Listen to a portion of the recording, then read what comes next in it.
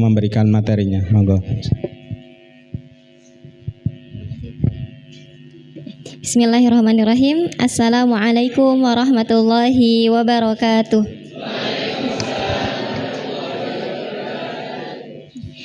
Innal hamdalillah nahmaduhu wa nasta'inuhu wa nastaghfiruh wa na'udzu billahi min syururi anfusina wa min sayyiati a'malina.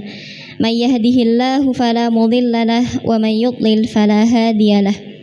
Asyhadu an la ilaha illallah wa asyhadu anna Muhammadan abduhu wa rasuluh.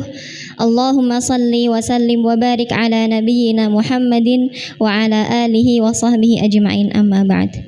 Allahumma inna nas'aluka ilman nafi'a wa na'udzubika min ilmin la yanfa'.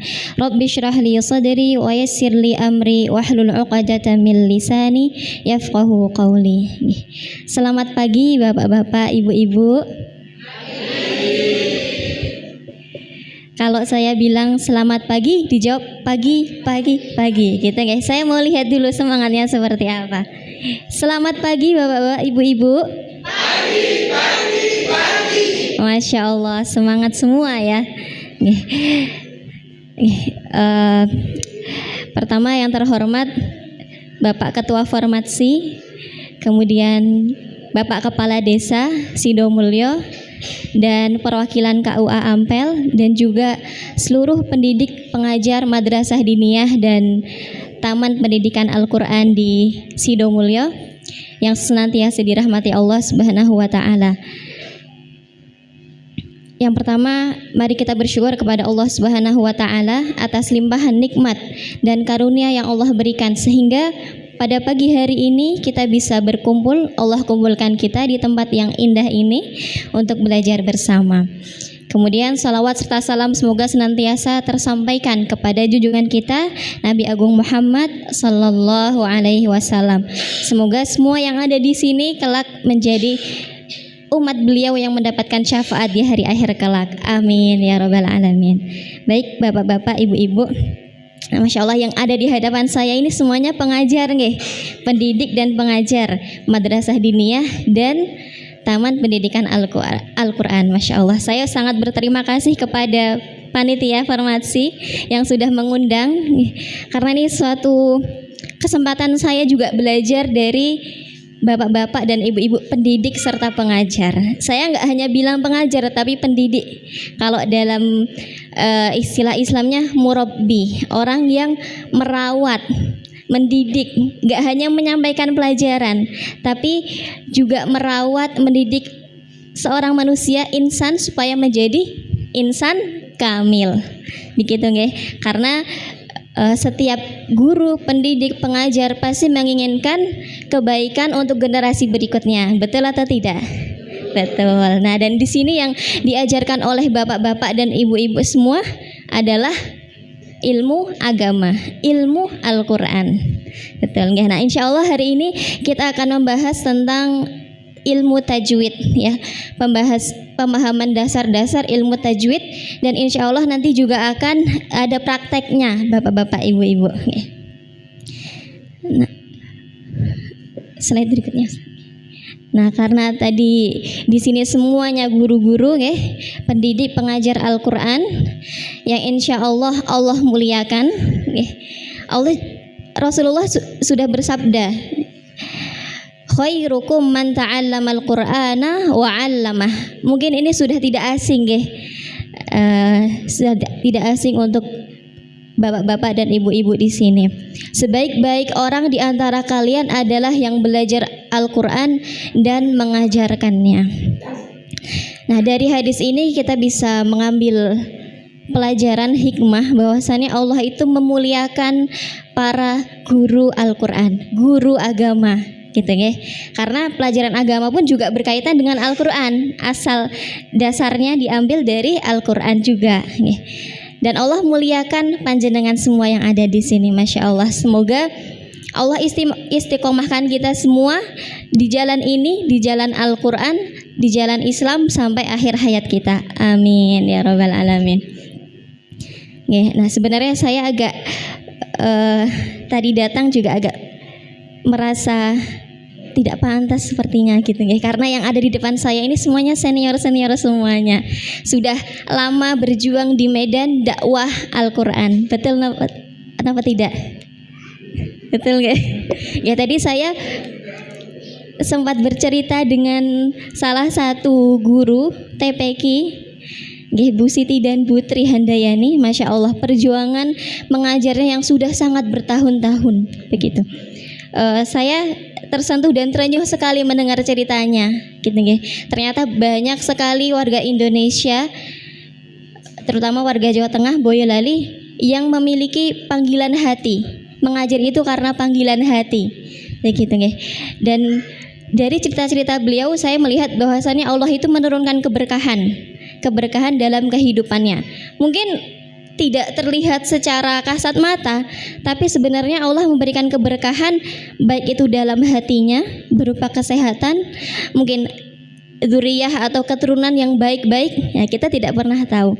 Tetapi lewat Al-Qur'an Allah itu memberikan keberkahan untuk hamba-hambanya yang tadi belajar dan mengajarkannya. Ya, insya Allah kita pegang ini nggih, pegang janji Allah ini nggih. Ya. Insya Allah siapa yang yakin dengan ini, nanti Allah akan berikan. Inna wa'dallahi haqqun. Sesungguhnya janji Allah itu benar, nyata. Oke. Baik, slide berikutnya Ustaz. Nah, sebelumnya ya di sini ada video.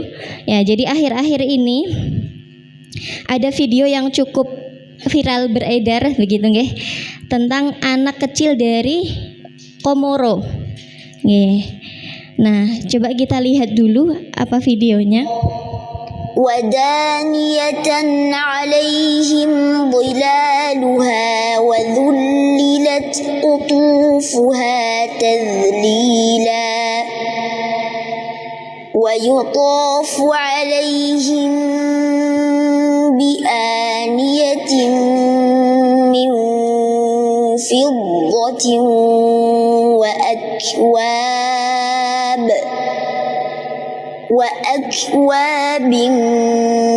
كانت قوارير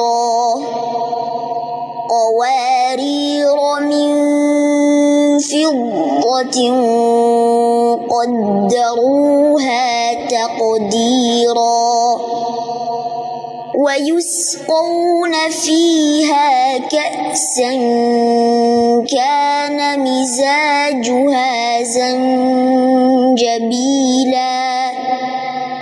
عينا فيها تسمى سلسبيلا. Ya, Masya Allah. Ya, dari video tadi bacaan adiknya itu, kira-kira apa yang ada di benak apa yang ada di pikiran bapak-bapak, ibu-ibu semua atau mbak-mbak, mas-masnya? Nah, apa yang difikirkan? Apa yang terbersit di benaknya? Bener, Masya Allah, fasih nggih Pak. Kira-kira tenang tidak mendengarkan bacaan seperti itu tadi? Tenang ya. Terasa membacanya itu dari hati dan sampai ke hati. Meskipun kita orang Indonesia tidak memahami apa sih yang dibaca itu, betul? Betul. Kita nggak tahu itu tadi yang dibaca ayat tentang surga kah? Apakah tentang Al-Quran? Apakah cerita Nabi? Kita nggak tahu. Tapi hati itu merasa tenang mendengar bacaannya. Kira-kira karena apa? Kuncinya kok dia ketika membaca tuh kita juga ikut tenang. Tahsin membaca, apalagi Pak tadi? Tartil, fasih, dari hati, Masya Allah, betul. Pertama dari hati, pasti ya. Kita niatkan ketika mau membaca Al-Quran itu dari hati. Kita niatkan karena Allah, betul nggak? Nah, jadi membacanya, kita kalau membaca Al-Quran jangan hanya mengejar target hari ini harus 5 halaman. Yang penting baca cepat-cepat, enggak ya. Kita sertakan hati kita. Kemudian yang kedua, adiknya tadi namanya itu Suwaid Abdul Fattah, itu baru 10 tahun usianya. Tapi Masya Allah sudah membuat imam-imam Masjidil Haram tadi itu yang sampai terkejut tadi ekspresinya, itu Imam Masjidil Haram. Itu dia bisa membuat para imam itu terkejut. Nah, kunci yang kedua adalah dia membaca dengan tajwid dan tahsin. dengan bacaan yang benar. Ya, tajwid, tahsin, tartil. Nah, istilah yang berdekatan. Ya, jadi ketika kita mendengarkan tadi, bacaannya itu perlahan tapi pasti. Huruf-hurufnya jelas dan satu huruf dengan huruf lain tidak bertabrakan. Jadi satu huruf selesai dibaca, kemudian pindah ke huruf yang lain. Ya, salsabila, sa-nya sempurna, selesai dengan sin dengan huruf fathah, nggak hanya salsabila, nggak seperti itu. Ya. Jadi setiap huruf itu ada zamannya, waktunya, begitu. Setiap huruf itu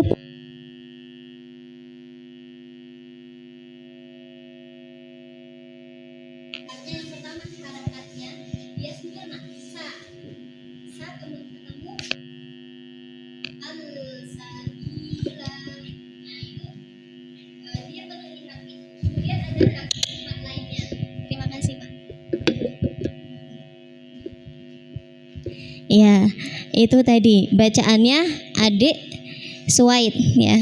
Masya Allah. Semoga di sini di Indonesia, di Boyolali, di Ampel kita juga bisa melahirkan generasi yang seperti Adik Suwaid. Setuju napa mboten? Amin, setuju nggih. Ya, jadi membaca tidak hanya formalitas, tidak hanya membaca serabutan, tetapi membacanya bisa membuat yang mendengarkan itu tersentuh ya sampai ke hati.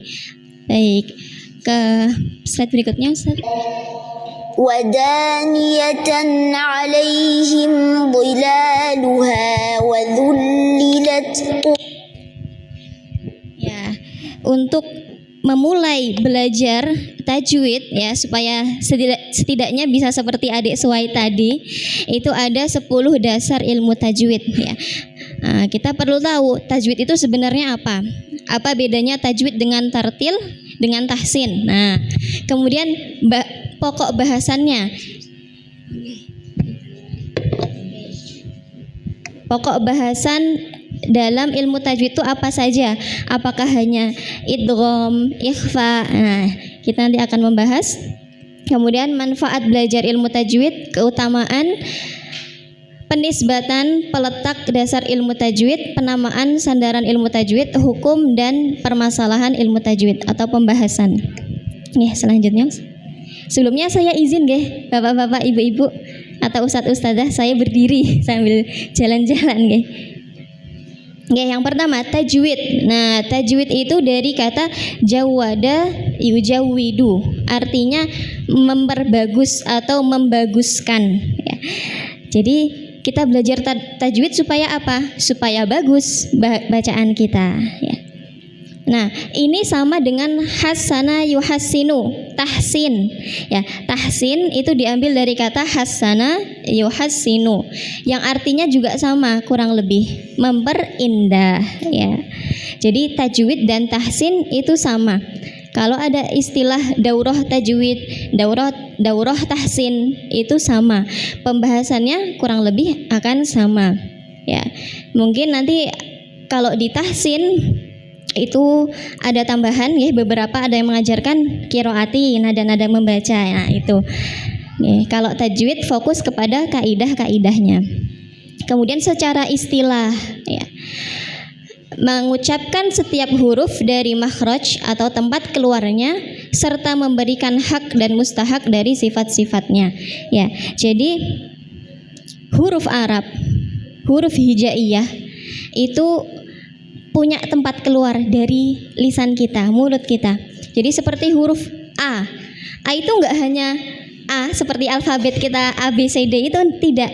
Tapi ada aturannya, dia itu keluar dari mana ya? A, tenggorokan bagian bawah. Kemudian ba. Ba itu dua bibir ya yang dipertemukan kemudian dibuka. Ba. Ba. Ba, tapi dengan lembut, bukan ba gitu ya. Nggak perlu ba gitu, bukan Boyolali ya, tapi Boyolali gitu. Nah, jadi ba itu seringan itu sebenarnya ba.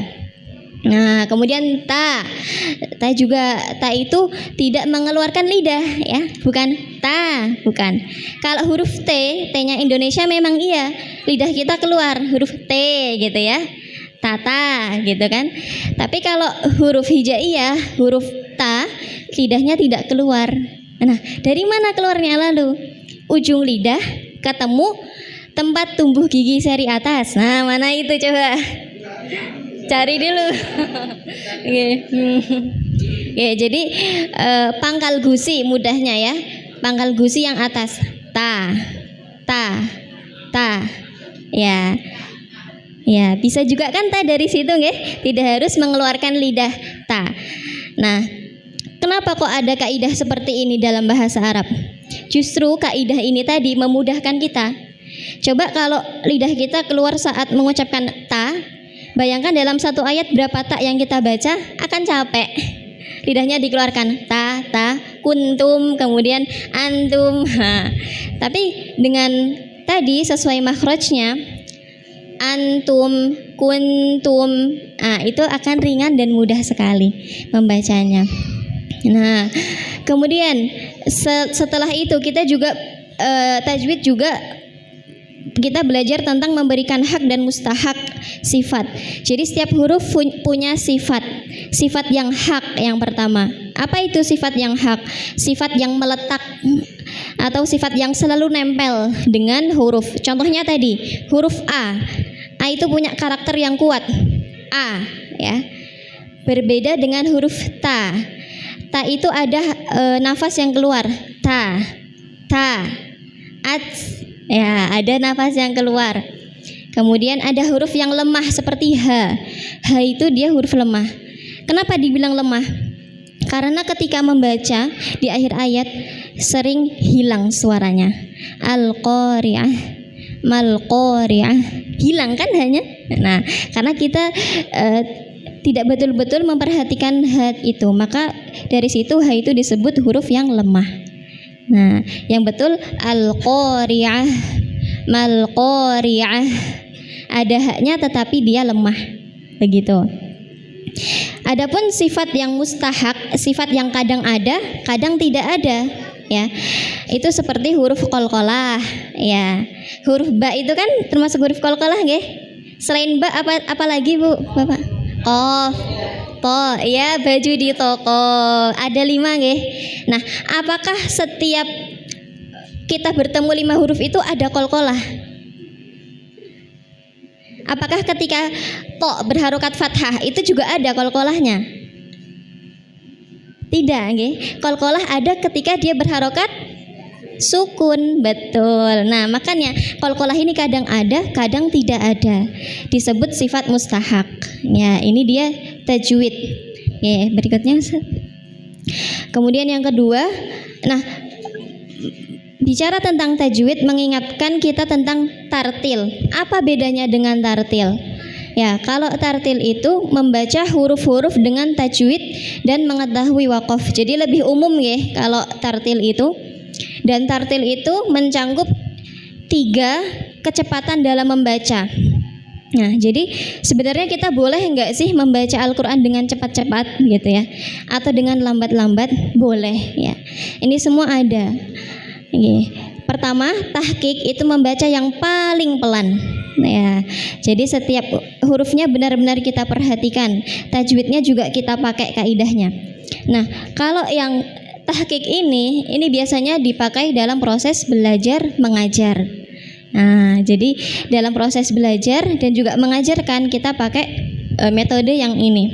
Kemudian ada tadwir, membaca dengan kecepatan sedang. Nah, ini biasanya kalau kita tadarus sendiri nggih, terutama bulan Ramadan itu. Nah, biasanya sehari 1 juz. Nah, kita bacanya dengan kecepatan sedang. Nah, yang terakhir ada bacaan hadar, yaitu bacaan yang cepat tapi tetap memperhatikan kaidah tajwid.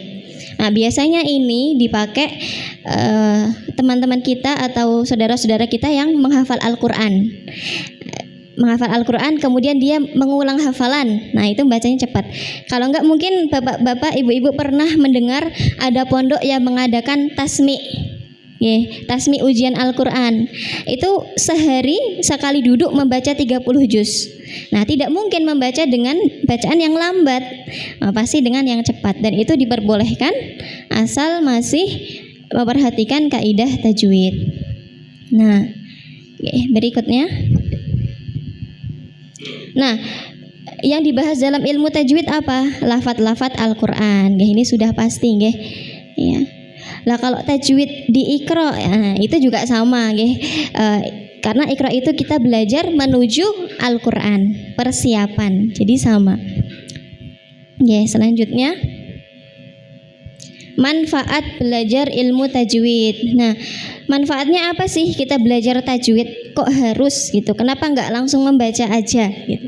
Nah, manfaatnya supaya kita ketika membaca Al-Qur'an jauh dari kesalahan, terhindar dari kesalahan atau disebut lahan. Kesalahan dalam membaca Al-Qur'an ada dua, Bapak-bapak, Ibu-ibu. Kesalahan yang sangat jelas dan yang tidak jelas atau samar. Kesalahan yang jelas itu lahan jali yang di atas nggih.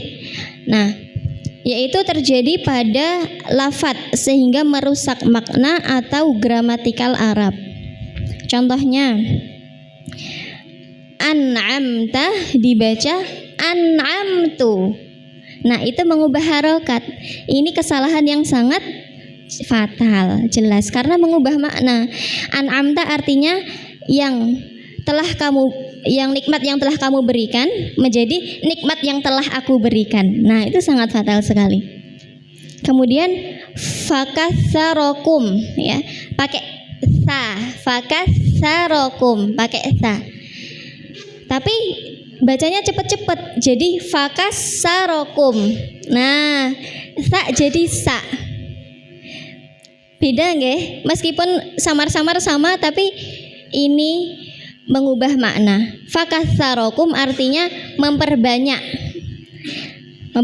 kalian. Tapi kalau fakatsarokum memecahkan kalian. Nah, beda sekali artinya.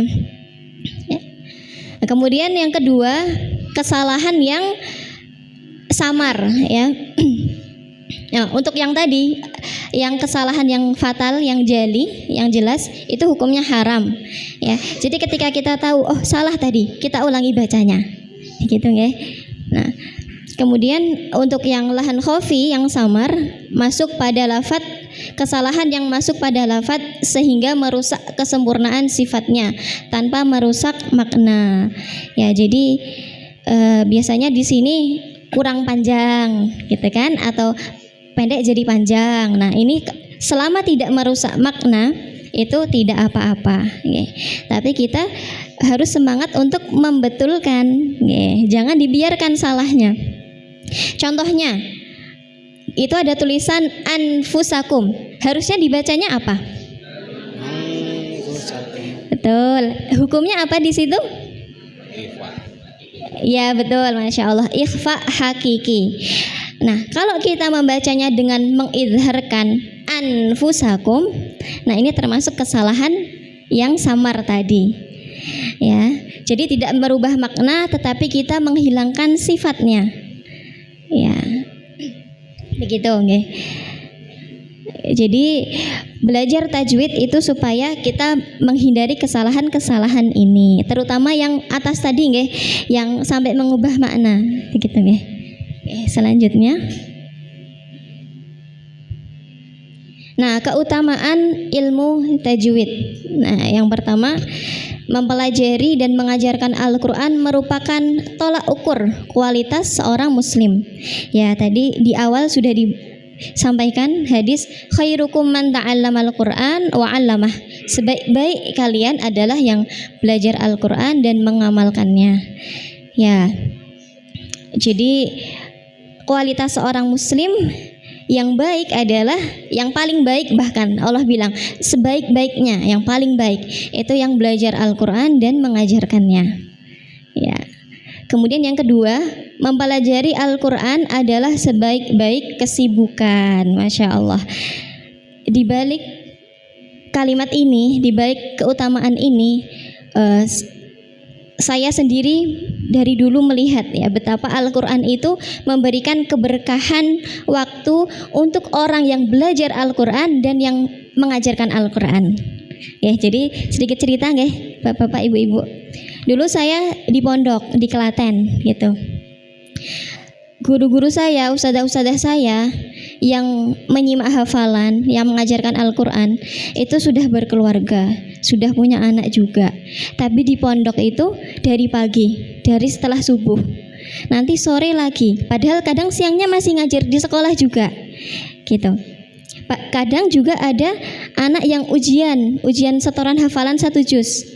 Itu malam ustadzah nyimaknya. Wah, kalau dibayangkan kapan istirahatnya, kapan ngurus anaknya, kapan masak, kapan nyuci, kapan nyetrika gitu ya. Tapi setelah kami tanya ke ustadzah gitu ya, saya tanya ustadzah, emang nggak capek ya ustadzah? Dari pagi sampai malam ustadzah tuh di sini terus.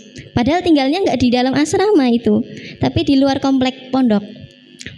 Ustadzah bilang, ya gimana ya mbak, saya harus bangun sebelum orang lain bangun. Saya bangun, sholat, kemudian saya ngaji dulu. Saya juga butuh ngaji mbak, gak hanya nyimak antuna, gak hanya nyimak kalian. Ustadzah juga butuh ngaji, ustadzah butuh hafalan juga. Jadi bangun tidur, sholat, hafalan. Setelah itu bersih-bersih rumah, beres-beres rumah sebelum subuh. Habis subuh langsung ke pondok sampai jam 6. Habis itu ustadzah pulang ngurus anaknya ustadzah, siap-siap sekolah, bikin sarapan. Nanti jam 7 balik lagi ke pondok, nah, ngurusin administrasi sekolah. Nanti siang ngajar lagi. Nanti sorenya hafalan lagi, nyimak antuna. Malamnya ustadzah nyimak hafalan yang ujian 1 juz. Baru ustadzah pulang ke rumah, ketemu anak-anak. Tapi mbak, dari sesibuk-sibuknya ustadzah tadi dalam 1 hari itu, ustadzah merasa bahagia, merasa ya capek sih capek, wajar nggih, manusiawi. Tetapi pekerjaan sebanyak itu bisa selesai dalam 1 hari. Jadi ustadzah ngerasa kayak punya waktu yang banyak, lebih dari 24 jam. Itu karena apa? Karena Al-Quran. Karena mengamalkan Al-Quran tadi, mengajarkan, dan juga kita merasa butuh dengan Al-Quran. Kita membaca Al-Quran. Nah, disitulah keberkahan Al-Quran. Kami pun sebagai santri juga merasakan kalau waktu ujian itu masih ada jam halakoh, harus setoran. Ya, padahal juga harus belajar pelajarannya. Sehari ujian 2 mata pelajaran atau 3. Nah, tapi dari waktu yang sempit itu Allah memberikan kita kemudahan untuk memahami pelajaran. Jadi pelajaran yang banyak bisa dipahami dalam waktu yang singkat. Nah, itu salah satu bentuk keberkahan Al-Quran. Allah bilang dalam hadis, Rasulullah bersabda, man syaghalahul Quran, barang siapa yang disibukkan dengan Al-Quran, baik belajar atau mengajarkannya, baik tadarus atau menghafal, an zikri wa mas'alati, sampai lupa, nggak sempat berdoa. Aslinya punya hajat, pengen ini, pengen itu, tapi nggak sempat berdoa. A'taituhu, aku akan kasih dia afdola ma u'tiya lisailin, sesuatu yang lebih baik daripada orang-orang yang berdoa meminta kepadaku. Karena apa? Wa fadlu kalamillahi kafatli kasairil kalam. Jadi keutamaan Al-Quran itu, firman Allah lebih utama dari semua perkataan.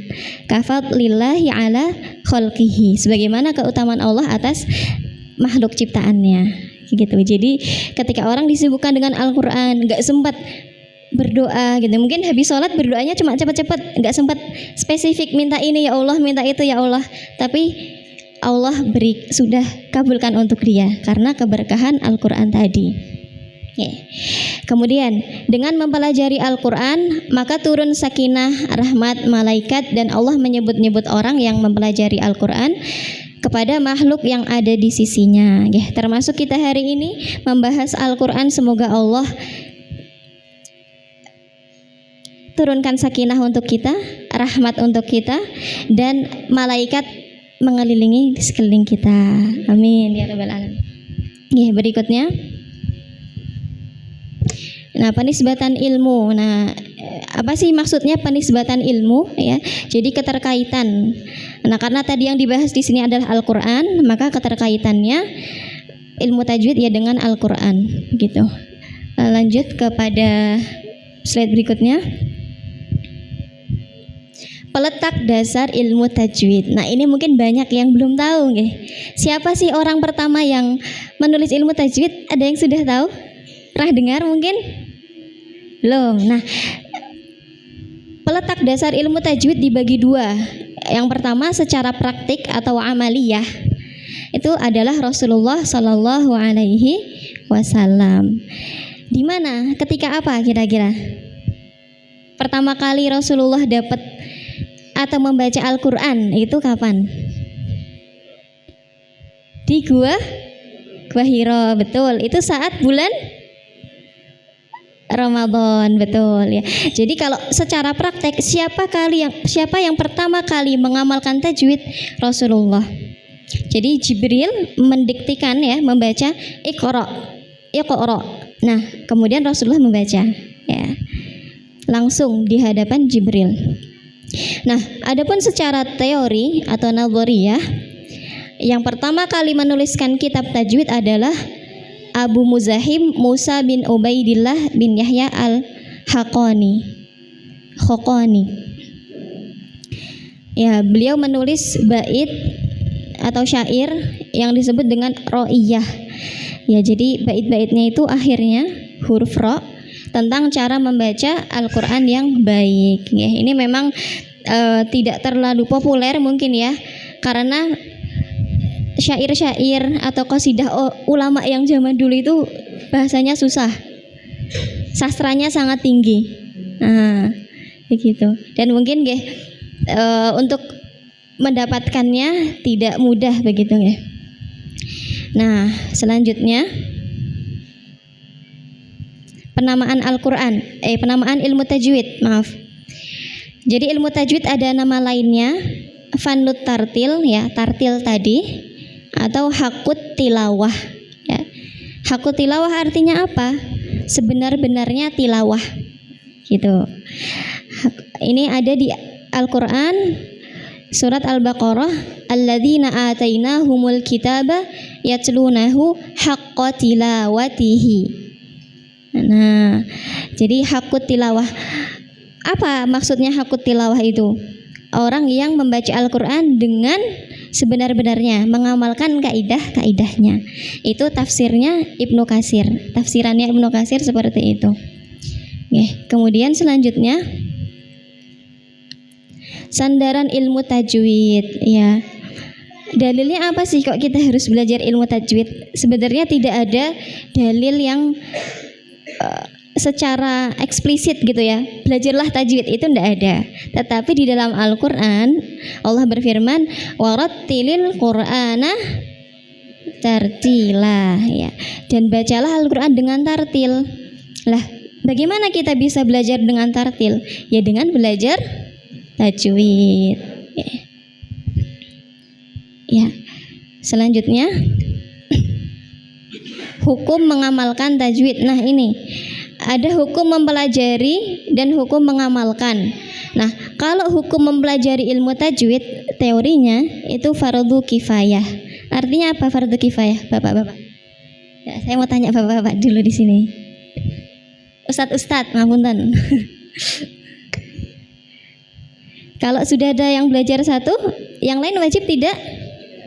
Tidak, sudah gugur nggih ya. Jadi kalau dalam satu daerah, satu lingkungan sudah ada yang belajar, maka yang lain gugur kewajibannya. Tetapi hukum mengamalkannya. Nah, hukum membaca Al-Qur'an dengan tajwid apa? Wajib, fardu ain. Jadi setiap orang yang sudah belajar tajwid wajib mengamalkannya. Wajib artinya apa? Ketika membaca Al-Qur'an ya dipraktekkan. Gitu. Ketika ikhfa ya harus ikhfa, ketika idhar ya harus idhar. Jangan dilewati kaidah-kaidah itu. Hukumnya wajib untuk digunakan saat membaca Al-Qur'an. Selanjutnya pembahasan ilmu tajwid. Nah, ilmu tajwid ini Kalau dulu saya kecil itu biasanya langsung belajar ke hukum nun sukun dan tanwin. Ya. Nah, sebenarnya tidak, sebelum itu ada materi yang harus kita pelajari.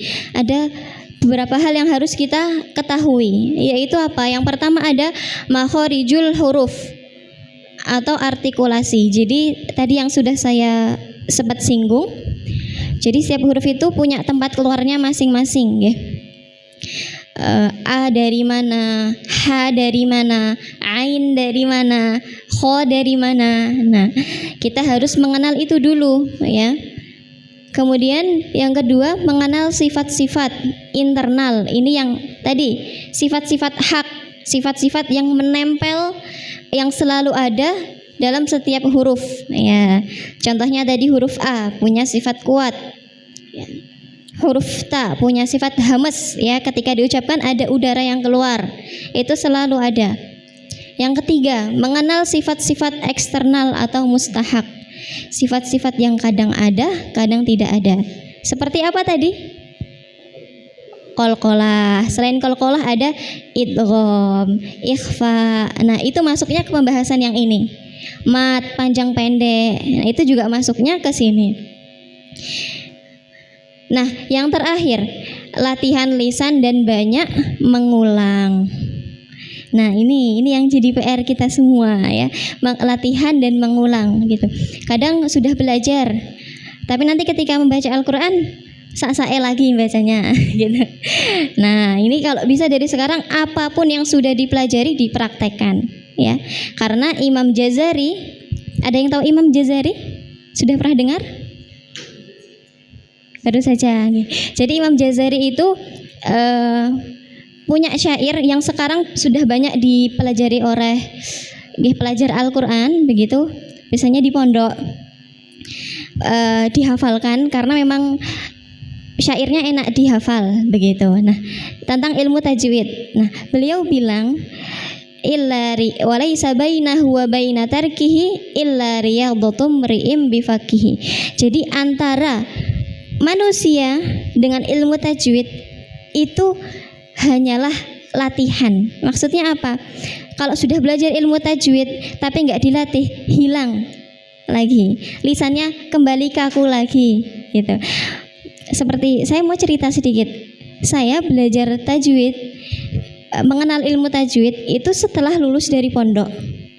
Di pondok ya mengenal, belajar, tetapi nggak mempraktekkan juga gitu.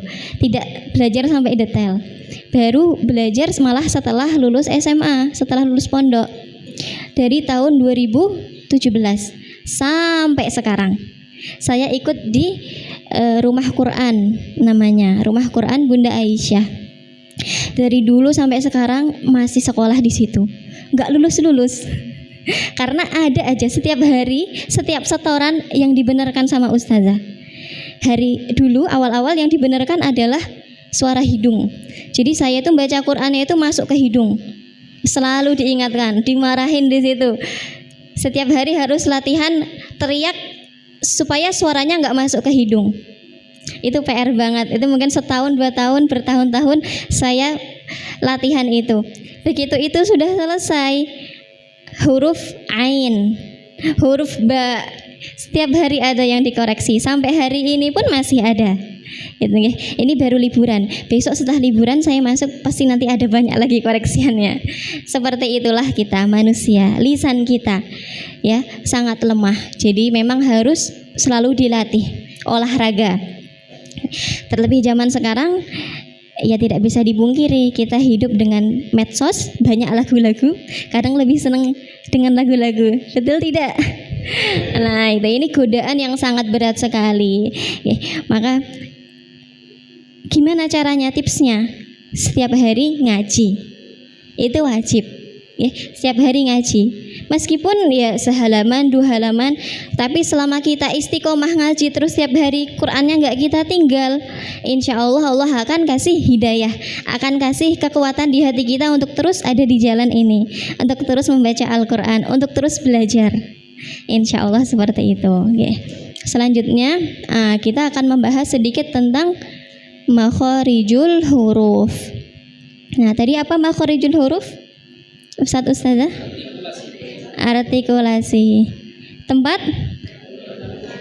Ya, keluarnya huruf, betul sekali, nggih. Tempat keluarnya huruf di mana suara akan berhenti pada tempat tersebut sehingga dapat dibedakan antara satu huruf dan dengan huruf lainnya. Nah, makhorijul huruf ada 5 secara umum. Ini secara umum ya. Nanti ada terperincinya. Secara umum ada 5. Yang pertama al-jauf, yaitu rongga, mulut, dan tenggorokan. Yang kedua al-halqu, tenggorokan. Yang ketiga al-lisan, lidah ya. Jadi lisan kalau dalam bahasa Arab itu bukan mulut. Kita kalau di bahasa Indonesia kan membahasakan lisan itu kan mulut ya, perkataan. Lisan itu lidah. Kemudian yang keempat ada al-asyafatan, kedua bibir. Tadi seperti ba ya. Kemudian yang kelima ada al-khayshum, rongga hidung. Jadi memang ada huruf-huruf yang mendengung. Apa nih kira-kira huruf-huruf yang mendengung? Nun dan mim. Betul sekali, Masya Allah. Oke, huruf nun dan mim. Itulah kenapa ada hukum nun sukun dan tanwin, hukum mim sukun dan tanwin, mim sukun nggak ada mim tanwin. Hukum mim sukun. Nah, karena kedua huruf tadi keluar dari rongga hidung. Nah, ini ada gambar untuk ilustrasi ya, al-khayshum rongga hidung, al-jauf rongga mulut, tapi masuk juga di situ rongga tenggorokan ya. Kemudian ada al-halqu, ini tenggorokan ya. Tenggorokannya itu dari ini bawah sini itu pita suara. Ini pita suara, ini katup tenggorokan, ini tenggorokan bagian atas. Kemudian ada dua bibir, asyafatan, dan alisan lidah. Ya, ini secara umum. Ada 5. Nah, kita bahas dari al-halqu, dari al-jaufu dulu ya, rongga mulut dan rongga tenggorokan. Nah, dari sini keluar huruf-huruf mat. Mat itu apa, Ustazah? Panjang, panjang ya, huruf-huruf panjang. Nah, huruf-huruf panjang itu ada 3. Di situ sudah ada alif sebelumnya fathah, ya sukun sebelumnya kasrah, dan wawu dhammah sebelumnya ya. Nah, jadi ketika ada 3 huruf mat ini, suaranya keluar dari rongga mulut. Contohnya bagaimana? A. Suara itu keluar dari tenggorokan ke mulut lancar, tidak terhalang dengan lidah ataupun gigi, tidak. A. Dan pastikan suaranya keluar, enggak masuk, bukan Kalau A itu suara masuk ke dalam. Beda nggih? Dengan A. Nih, I. U. Ya, coba sama-sama. A. I. U. Nah, A itu dengan membuka bibir atau membuka rahang. Tapi membuka bibirnya enggak perlu sampai 5 jari, enggak ya. Biasa saja, normal. Kuncinya adalah rahangnya yang digerakkan. I. Ya, I juga tidak harus meringis. Enggak harus meringis. Enggak perlu enggak. I. Ya, hanya menurunkan rahang. Ini kalau dilihat ini agak berbeda. Ini normal nggih. Normal. Nah, yang di situ rahangnya agak turun sedikit. Sangat tipis, enggak terlalu terlihat. Tapi sebenarnya rahangnya turun. Ya, I. Nah, tapi enggak yang terlalu turun itu enggak. I. Yang penting suara itu keluar, bukan masuk lagi ke dalam. Bukan i, tapi i. Nggih. Kemudian yang U dengan memonyongkan kedua bibir. U.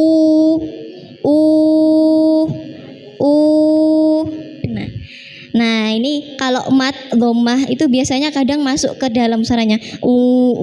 Nah, keluarkan suaranya. Nah, seperti itu. Itu al-jauf. Nah, di situ ada contohnya. Nuhiha. Coba. Nuhiha. Ya, Masya Allah. Ya, kita lanjut ke al-halqu. Nah, di al-halqu tenggorokan ada 3 bagian. Jadi tenggorokan dibagi menjadi 3 bagian. Tenggorokan bawah, tengah, dan atas. Tenggorokan bawah keluar huruf hamzah. A. Ya, A. Di sini bergetar. A.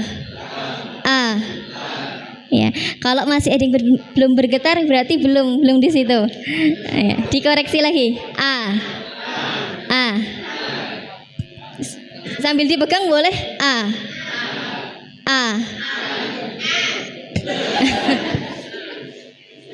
Oke, coba dari sini. A. Ya. Ini dilihat ada getaran di sini. Getarannya di sini di pita suara.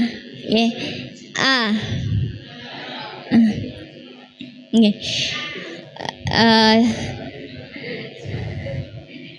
Lagi ya, bareng-bareng. A. Sudah bergetar sininya? Sudah. Oke, bagus. Sekarang yang kasroh. I. U. Masya Allah. Harus konsisten seperti ini, nggih. Jadi dari bawah. Nah, kemudian coba kita sukunkan. Ini yang sering ketuker-tuker. Ya, hamzah sukun jadi kaf sukun, jadi ain sukun. Yuk minun jadi yuk minun. Nah, hati-hati. Coba yuk minun.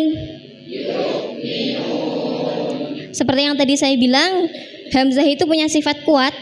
Yuk, jadi jelas. Yuk minun. Masya Allah. Ya, seperti itu. Jadi jelas, hamzah sukunnya jelas.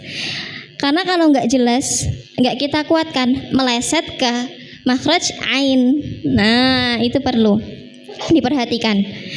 Berikutnya, selain hamzah ada ha, huruf ha,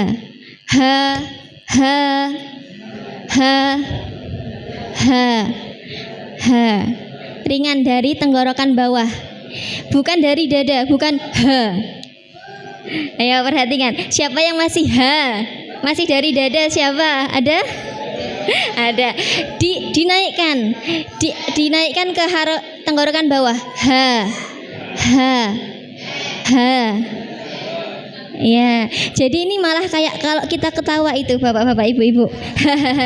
Nah, itu dari tenggorokan. Nah, seperti itu. Ha, coba sama-sama. Ha. Hi. Hu. Ah. Ya, coba pakai ini nggih, ikuti saya nggih. Ha hi hu bah. Ya, bahnya masih ada yang bah dari dada. Nggih. Bah. Nggih. Kadang nyantol, kadang tidak nggih rasanya, karena itu tadi lemah sifatnya. Nggih. Itu huruf H. Kemudian naik sedikit di tengah-tengah ada huruf Ain. Nah, ini Ain dan H. Coba A. Masya Allah, bagus. A. Ai. Au. A. Ya, kalau A yang huruf pertama apa tadi? Hamzah, yang kedua ain. Jangan tertukar, jangan A, tapi A. Ya. Oke. Saya mau membahas yang ain dhammah dulu. Au. Iya. Tadi kita membahas tentang al-jauf. Masih ingat ya tadi yang dari rongga mulut? Nah, saat mengucapkan au, ainnya itu hanya di awal. Ainnya itu di sini. Tapi suara u-nya dari rongga mulut. Terbayang nggih? Nah, ain yang dari tenggorokan hanya ainnya, suara u-nya itu dari rongga mulut. Au. Ya, au. Ya, jadi bukan bukan, tapi au. Ya, ringan. Au. Coba a'udzubillah. Coba. Masya Allah. Ya kalau guru-guru TPK sudah lancar, Masya Allah. Itu. Kemudian dari situ tadi ada huruf ain juga. Nah, huruf ain yang perlu diperhatikan, ain sukun itu punya sifat pertengahan antara mengalir dan tidak. Jadi ketika sukun bukan a, alirkan sedikit a, ya a. Nah, budu.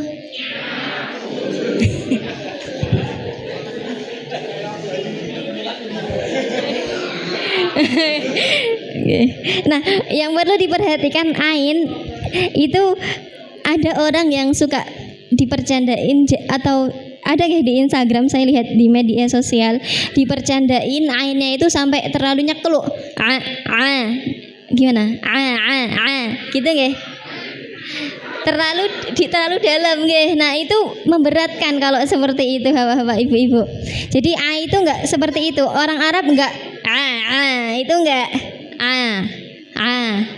ya, di tengah tenggorokan Nah, sama ketika sukun tadi juga. Nah, budu. Coba. Iyyaka na'budu. Nah, coba kita baca satu ayat nggih. Iyyaka na'budu wa iyyaka nasta'in.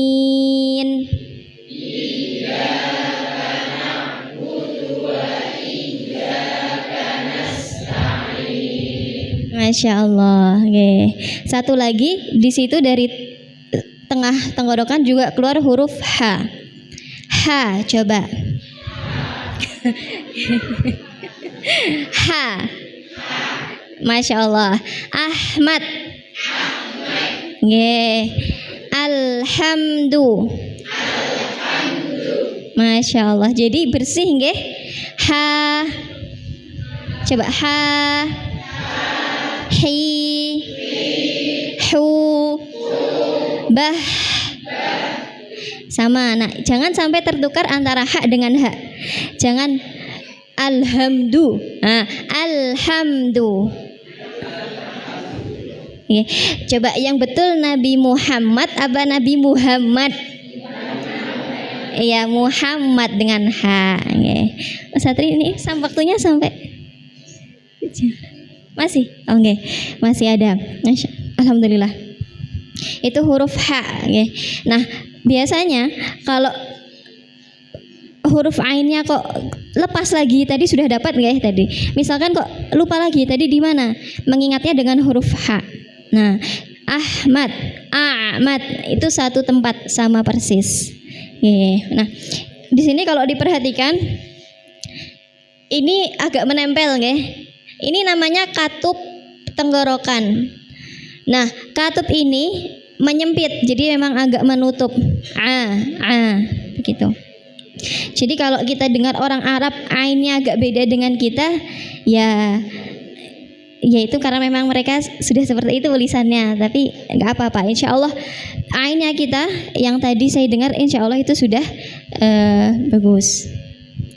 Selanjutnya ghain dan kha, itu tenggorokan bagian atas. Nah, jadi ini pertemuan antara pangkal lidah bertemu dengan langit-langit tenggorokan bagian belakang. nggih. Dan di situ menyempit, nggih. Ro, ro, ro. Ya, tidak perlu memonyongkan bibir. Oh, nggak harus tidak. Oh, ya. Tapi ada suara kayak itu dari mana keluarnya? Dari itu pangkal lidah yang naik. Nah, pangkal lidah yang naik itu, kemudian di tengahnya ini ada lengkungan. Ya, itu di situ ada udara atau suara yang terkepung. Nah, itu yang menyebabkan suaranya seperti kayak O, gitu. Ya, O, O, Ri, Ru, Au. Ya, kemudian ada Ho juga di situ. Ho, Ho. Ya, jadi agak kotor ya. Ho, Hi, Hu. Ya, betul. Nah, untuk huruf-huruf yang lidahnya terangkat itu disebut dengan huruf-huruf tebal. Ya, jadi ghain, kha ini disebut huruf tebal karena pangkal lidahnya terangkat. Tapi dia tebal hanya ketika fathah dan dhammah juga sukun. Ketika kasroh tidak terlalu tebal. Khi, ghi. Nggih, seperti itu. Mungkin ada yang mau mencoba membaca? Itu ada beberapa contoh kata. Nggih. Potongan ayat. Ada yang mau mencoba, Bapak-bapak, Ibu-ibu? Kita baca bareng-bareng dulu, nggih. Ya. Dari yang pertama, dari yang sebelah kanan. An'amta. Hati-hati, saya masih samar tadi, saya dengar an'amta. Hamzahnya dibacain. Saya masih dengar tadi. Ayo ulangi. An'amta. Lagi? Nah, Masya Allah. Ukulaha. Haknya, hati-hati. Haknya dari mana? Tenggorokan bawah, bukan dari dada. Ya. Ulangi. Wahid, isnan, salasah. Ukulaha. Masya Allah, lebih bagus. Nah, alhamdulillah. Bagus, Masya Allah. Khosiroh. Ya, ini kho tadi nggih. Sekali lagi. Wahid, isnan, salasah. Nggih, coba diangkat lagi pangkal lidahnya. Khosiroh. Masya Allah, bagus. Nggih. Jadi kita bisa tahu pangkal lidahnya sudah naik atau belum itu dari suara. Kalau pangkal lidahnya sudah naik, bunyinya ho, ho. Tapi kalau pangkal lidahnya belum naik, kho. Beda nggak? Kho dengan ho. Iya. Jadi, pripun? Lebih? Iya, bergetar. Tapi nggak terlalu yang bergetar banyak, tidak. Nggih. Saya agak ini, saya minum sedikit nggih. Ya punten.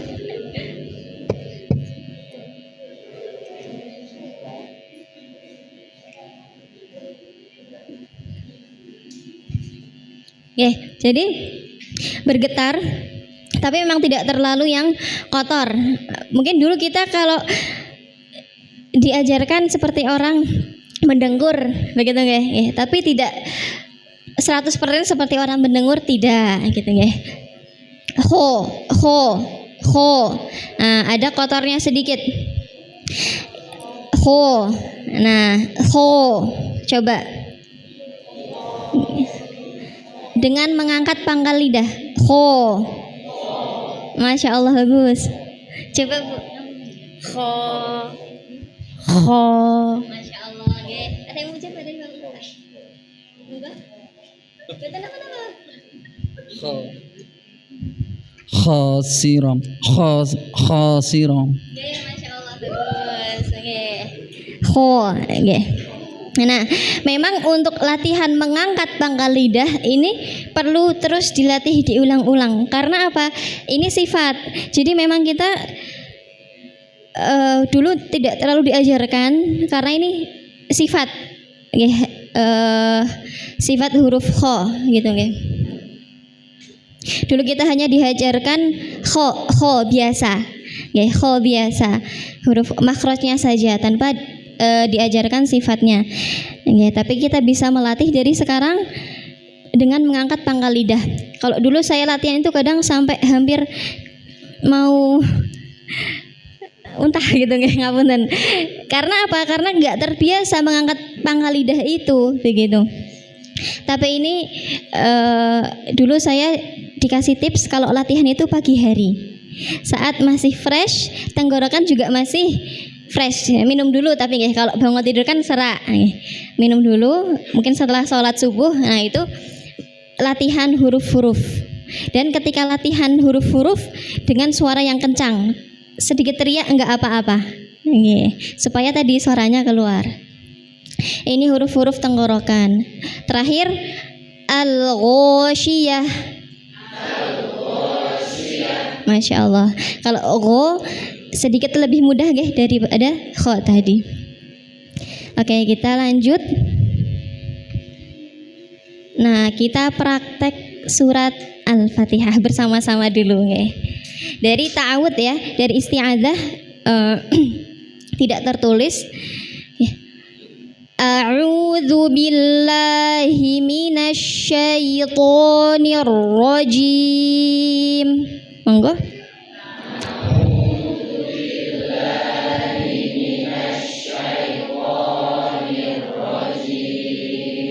Masya Allah, ainnya sudah dapat semua, A-nya. Ini yang saya dengar tadi minasyai, syai. Ya, jangan diayun syai, tapi syai, syaitoni. Syaitoni. Pertama i bukan e, bukan syai. Kemudian jangan mengayun. Syaitoni.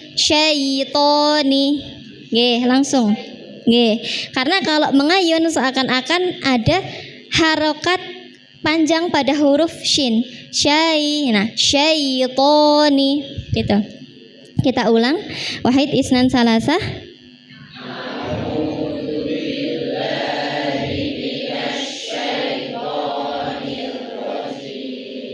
Masya Allah, coba suaranya lebih dikeluarkan lagi. Teriak nggak apa-apa. Satu teriak semuanya teriak juga di sini. Diloskan aja, bukan teriak tapi loskan suaranya. A'udzu billahi minasy syaithanir rajim.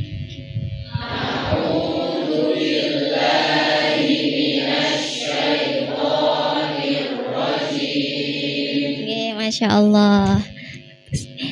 Bismillahirrahmanirrahim.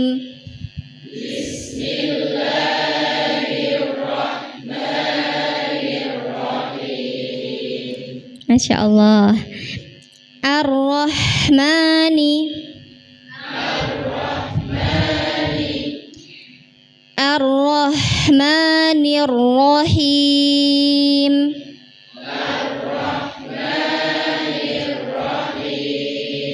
Masya Allah. Tasydid-tasydidnya sudah mantap semua. Tinggal tadi ha itu mengalir ketika sukun. Ar-Rahmani.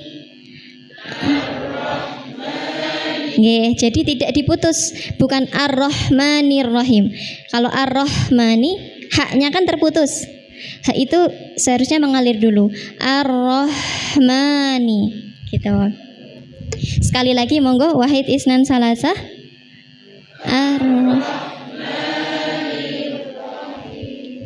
Bismillah dari awal. Bismillahirrahmanirrahim. Ayat pertama. Alhamdulillahi rabbil alamin. Monggo.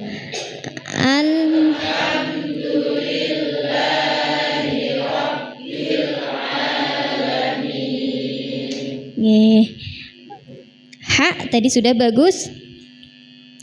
Alhamdulillah. Kira-kira di mim sukun itu ada dengung tidak, Bapak-bapak, Ibu-ibu? Dengung tidak? Tidak.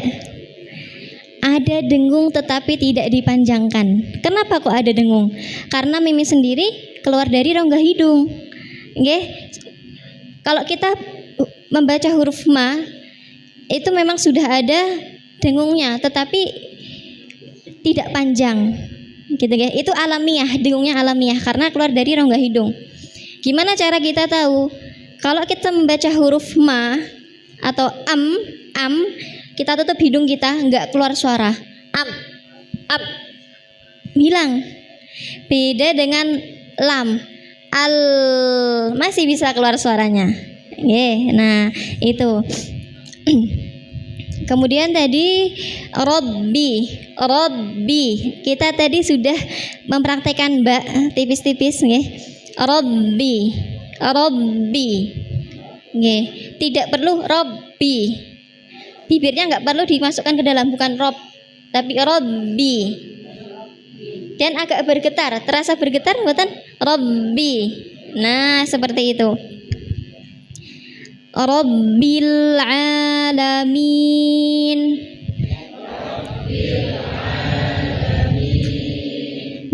Kita ulang dari awal. Alhamdulillahi rabbil alamin.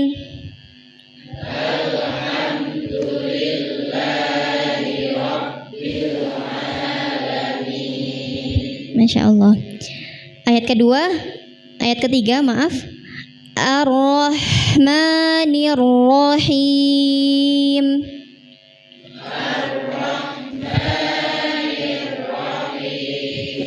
Masya Allah, bagus. Maliki yaumiddin.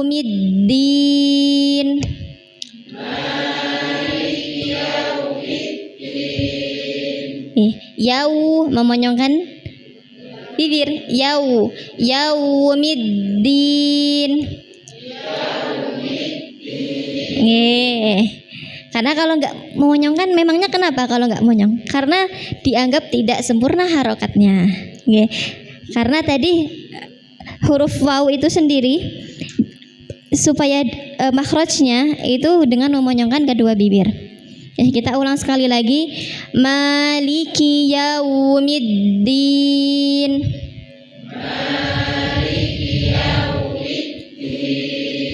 Nah, berbeda, terdengarnya berbeda, Masya Allah. Iyyaka na'budu wa iyyaka nasta'in. Iyyaka na'budu wa iyyaka nasta'in. Saat i di situ ada tasydid pada huruf ya. Di situ ada hentakan, tetapi bukan mengayun, bukan iyyaka, iya. Coba nggih. Iyyaka na'budu wa iyyaka nasta'in. Iyyaka na'budu wa iyyaka nasta'in. Masya Allah, bagus. Ihdinas siratal mustaqim.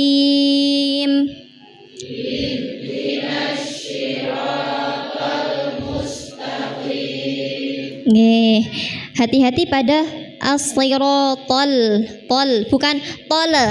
Jangan ada tambahan bukan siratal siratal mustaqim.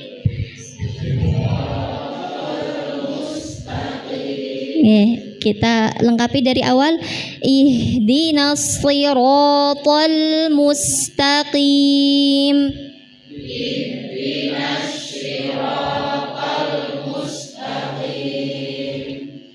Siratal ladzina an'amta 'alaihim ghairil maghdubi 'alaihim.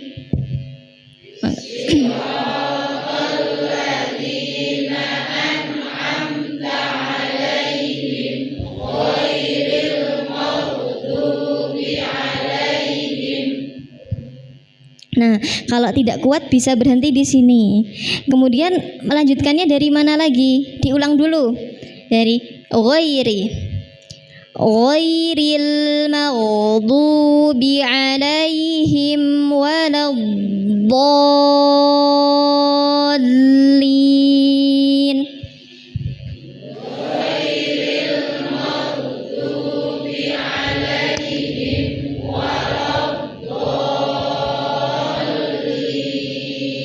Ya, Masya Allah. Ya. Nah, sedikit untuk waladdallin itu ada tasydidnya pada huruf dhad, ditahan dulu. Waladdallin.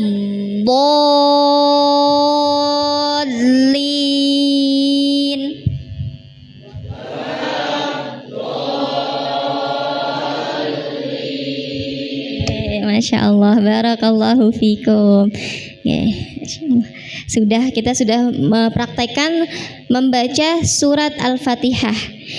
Tadi saat praktek memang saya tidak pakai nada atau bagaimana, datar, Nah, karena memang untuk belajar tajwid ada bagusnya kita tidak memakai lagu-lagu dulu supaya kita bisa fokus kepada huruf-huruf dan sifat-sifatnya, makhrajnya dan hukum-hukumnya.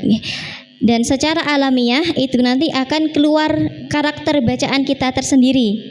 Kan tetap suara kita setiap orang berbeda-beda, Ada yang suaranya mungkin berat, agak tinggi atau bagaimana.